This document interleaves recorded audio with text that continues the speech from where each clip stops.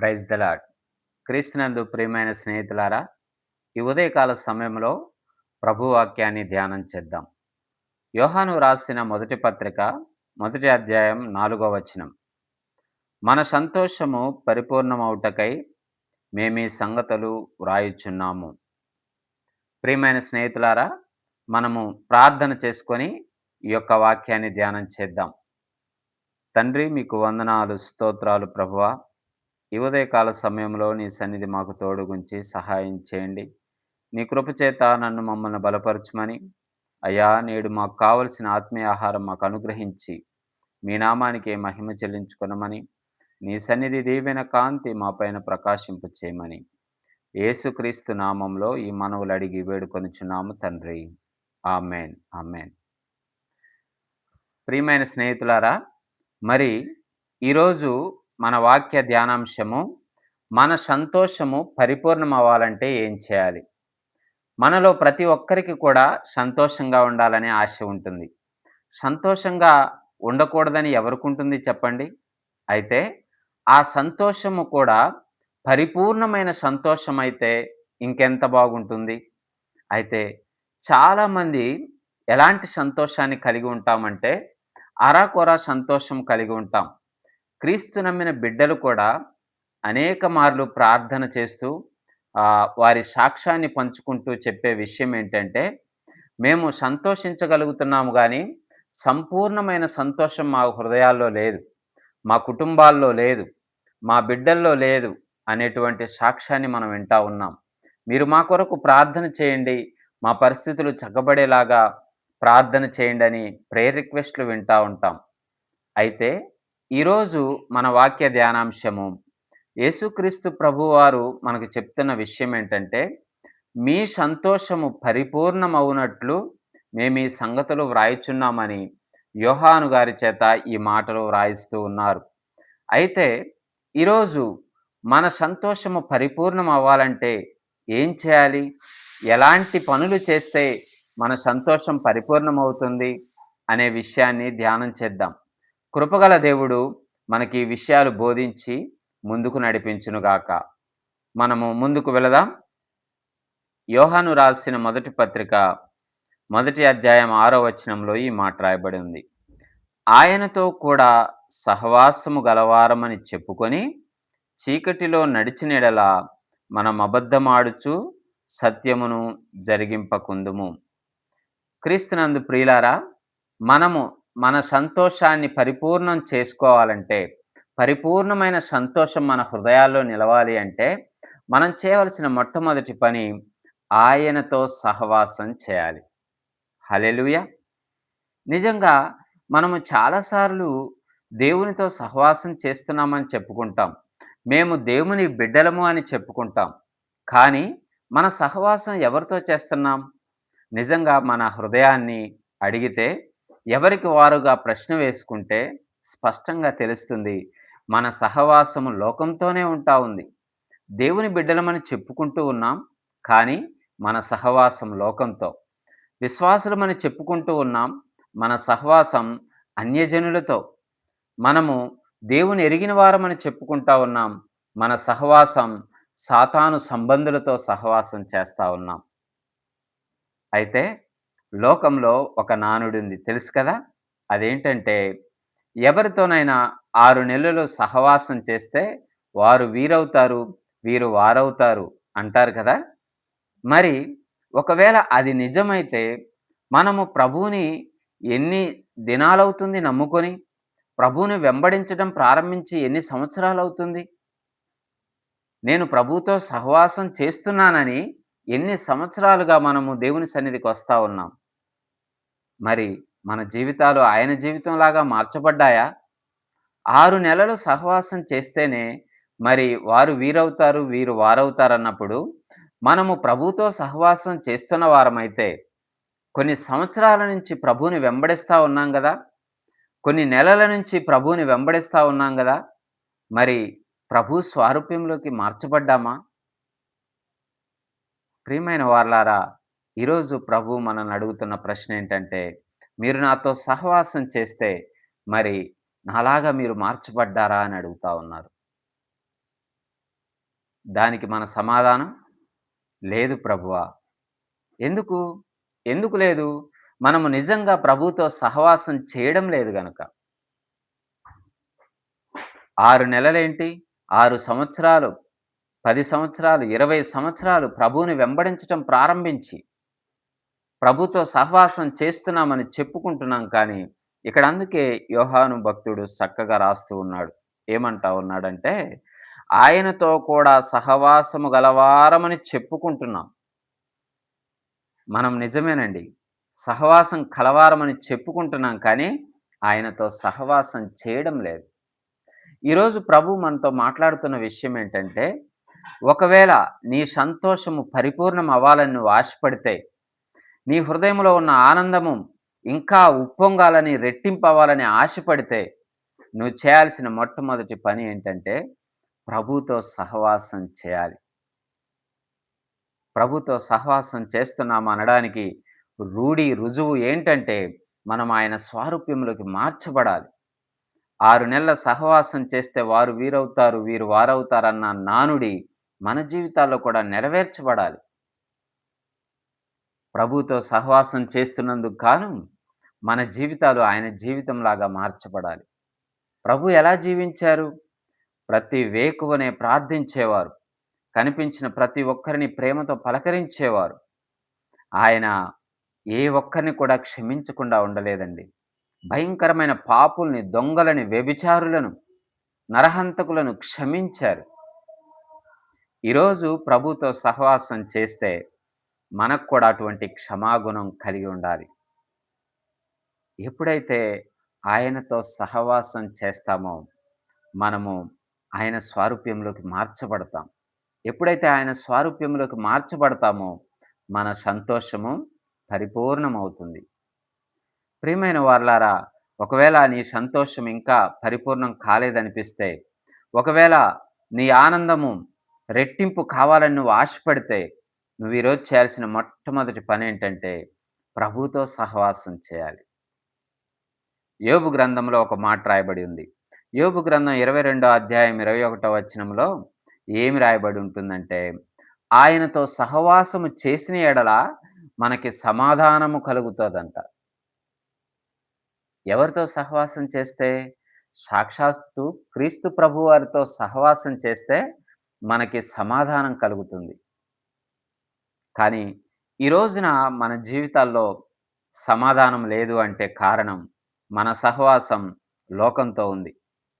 మన జీవితాల్లో ఆనందం రెట్టింపు అవ్వడం లేదంటే కారణం మన సహవాసం లోక సంబంధులతో ఉంది. కానీ బైబిల్ చెప్తా ఉంది గదా! నీవు ప్రభువుతో సహవాసం చేయాలి. ఆయనతో సహవాసము చేసిన ఎడల నీకు సమాధానము కలుగుతుంది అని వాక్యం సెలవిస్తా ఉంది. యోహాను రాసిన మొదటి పత్రికలో ఆయనతో సహవాసము కలవారమని మీరు చెప్పుకుంటున్నారంతే అనని వాక్యం చెప్తా ఉంది. నిజమే కదా! మనం ఆయనతో సహవాసం కలవారమని చెప్పుకుంటున్నాం కానీ లోకంతో సహవాసం చేస్తా ఉన్నాం. ప్రియమైన స్నేహితులారా, ఈరోజు ప్రభువు మనతో మాట్లాడుతా ఉన్నాడు. ఆయనతో సహవాసం చేస్తే మనము మన సంతోషము పరిపూర్ణమవుతది. రెండవ విషయాన్ని చూద్దాం.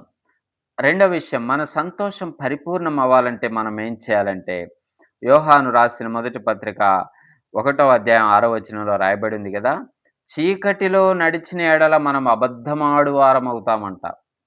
అంటే మన సంతోషం పరిపూర్ణం అవ్వాలంటే మనము చీకటిలో నడవకూడదు. చీకటిలో నడవడం అంటే ఏంటి? మనము సాతాను మార్గంలో నడవడం, సాతాను సంబంధమైన క్రియలు చేయడం, సాతాను వెంబడి వెళ్ళడము చీకటిలో నడవడం అంటే. అయ్యో! నేను దేవుణ్ణి నమ్మిన బిడ్డను కదా! నేను విశ్వాసిని కదా! నేను ఆయన చేత కడగబడిన వాడను కదా! నేను అలా ఎందుకు చేస్తాను అని మీరనొచ్చు. కానీ వాక్యము ఏమని చెప్తా ఉందంటే, మేలైనది చేయనెరిగి ఉండి కూడా చెయ్యకపోవడం పాపము. నీ తోటి సహోదరుని చూచుచున్న నీ సహోదరుని ప్రేమించని వాడు, చూడని, కనపడని దేవుణ్ణి ఎలాగ ప్రేమిస్తాడు అని వాక్యం సెలవిస్తా ఉంది. నువ్వు చీకటిలో నడవడం అంటే, నీ సహోదరుని ద్వేషించడమే. నువ్వు చీకటిలో నడవడం అంటే, నీ తోటి వారిని ప్రేమించకపోవడమే. కాబట్టి ప్రియమైన స్నేహితులారా, మన సంతోషము ఇంకను పరిపూర్ణం కావడం లేదు ఎందుకు అంటే, మన ఆనందం ఇంకను రెట్టింపు అవ్వడం లేదు ఎందుకు అంటే, మనం ఇంకను హృదయంలో వెలితి కలిగి ఉన్నాము. కారణం ఏంటి అంటే, ఈ 2 కారణాలు. మొదటిది, మనము దేవునితో సహవాసం చేయడం లేదు. రెండవది, మనము చీకట్లో నడుస్తా ఉన్నాం. మన సంతోషం రెట్టింపవ్వాలంటే దేవునితో సహవాసం చేయాలి. చీకట్లో నడవకుండా ఉండాలి. మూడో విషయాన్ని మనం గమనిద్దాం. మూడో విషయం, మన సంతోషం రెట్టింపవ్వాలంటే అదే అధ్యాయం 7వ వచనంలో రాయబడి ఉంది గదా!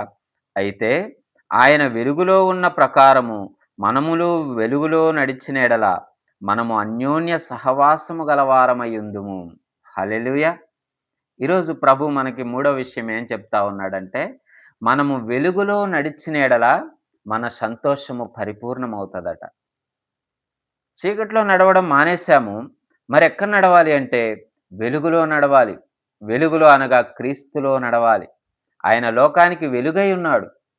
యోహాను రాసిన సువార్త మొదటి అధ్యాయం మొదటి వచనాల్లో రాయబడి ఉన్న విషయం ఏంటంటే, లోకమునకు వచ్చు వెలుగు ఆయనే. కానీ లోకం ఆయన్ని గ్రహింపకుండా ఉంది అని వాక్యం సెలవిస్తా ఉంది. ప్రియమైన స్నేహితులారా, ఈరోజు ప్రభు మాట్లాడుతా ఉన్నాడు. నీ సంతోషం రెట్టింపు చేసుకోవాలంటున్నావా? నీ ఆనందము పరిపూర్ణం అవ్వాలని ఆశపడతా ఉన్నావా? నువ్వు చేయాల్సిన విషయం ఏంటంటే, నువ్వు వెలుగులో నడుచుకోవాలి. ఆయనతో సహవాసం చేయాలి. చీకట్లో నడవడం మానివేయాలి. ఇవెప్పుడైతే చేస్తావో ఆయనతో మన సహవాసం ఎలా ఉంటుందంటే, ఏడో వచనంలో రాయబడి ఉంది గదా! ఏమనుంది? మనము అన్యోన్య సహవాసము గలవారమయ్యుందుము. అన్యోన్య సహవాసం అంటే మనము బెస్ట్ ఫ్రెండ్ లాగా ఆయన మనకుంటాడట. కాబట్టి ప్రియమైన వారలారా, మన సహవాసం ఎవరితోటి?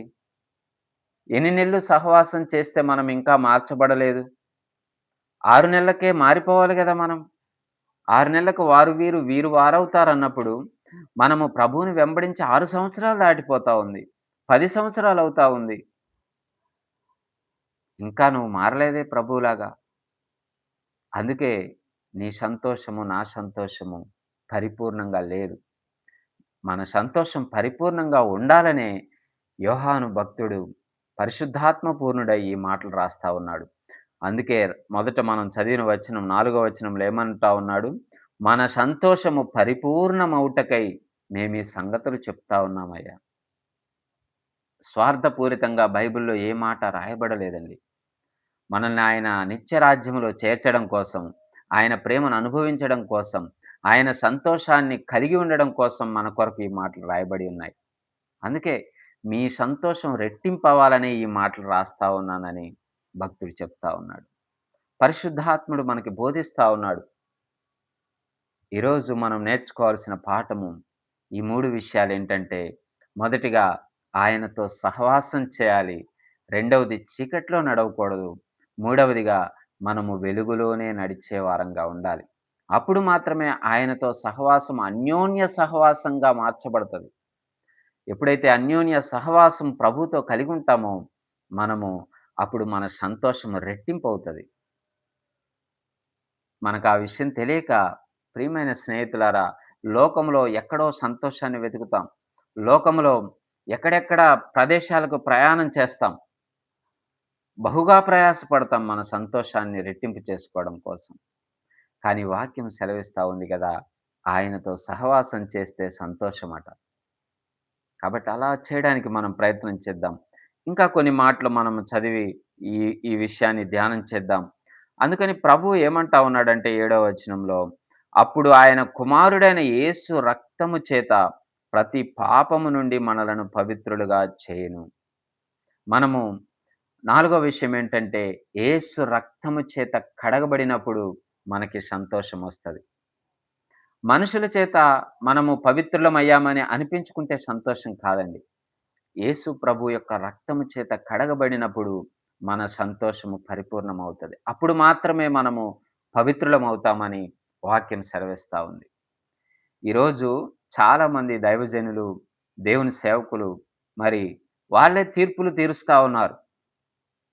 పలానా సహోదరుడు మంచివాడు. పలానా సహోదరుడికి పాపాలు కడిగివేయబడ్డాయని. కానీ వాక్యం చెప్తా ఉంది గదా! యేసుని రక్తములో తప్ప మరి ఎక్కడ కూడా మనం పవిత్రులుగా తీర్చబడలేం. కడగబడలేం. ఎప్పుడైతే ఆయన రక్తంలో కడగబడ్డాము, పవిత్రం చేయబడ్డామని నిశ్చయిత నీ హృదయంలో కలుగుతుందో, అప్పుడు నీ సంతోషం పరిపూర్ణమవుతదని వాక్యం సెలవిస్తా ఉంది. కాబట్టి ప్రియమైన స్నేహితులారా, మనము నాలుగవదిగా ఏం చేయాలంటే యేసుని రక్తములో కడగబడ్డామన్న నిశ్చయత మన హృదయంలో ఉన్నప్పుడు మన సంతోషం పరిపూర్ణమవుతుంది. ఐదో విషయం ఏంటంటే, మన ప్రతి పాపము నుండి మనము కడగబడిన వారమై పవిత్రులుగా చేయబడాలి. ఏంటండి ఐదో విషయం? ప్రతి పాపము నుండి.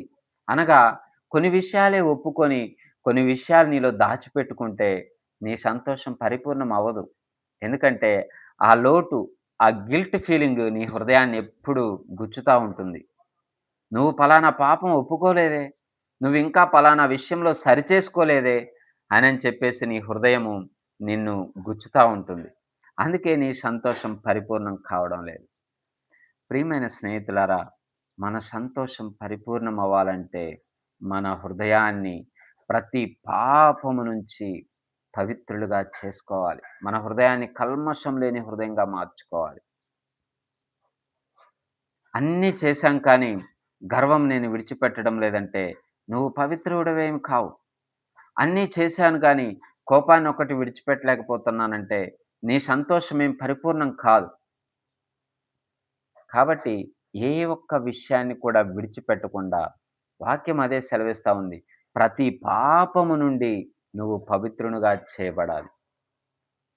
అప్పుడు మాత్రమే నువ్వు సంతోషంగా, నీ సంతోషము పరిపూర్ణంగా ఉంటుందని వాక్యం సెలవిస్తా ఉంది. ఇంకా ప్రియమైన స్నేహితులారా, తరువాత 8వ వచనాన్ని చూస్తే, మనము పాపము లేని వారమని చెప్పుకొనిన యెడల మనలను మనమే మోసపుచ్చుకొందుము. హల్లెలూయా! అంటే మన సంతోషం పరిపూర్ణంగా లేదు, లేకపోవడానికి కారణం మరొకటేంటంటే, మనల్ని మనమే మాలో ఏ పాపం లేదని చెప్పుకోవడము మన సంతోషం పరిపూర్ణం కాకపోవడానికి కారణం. కాబట్టి ఈరోజు నువ్వు పరిపూర్ణమైన వ్యక్తిగా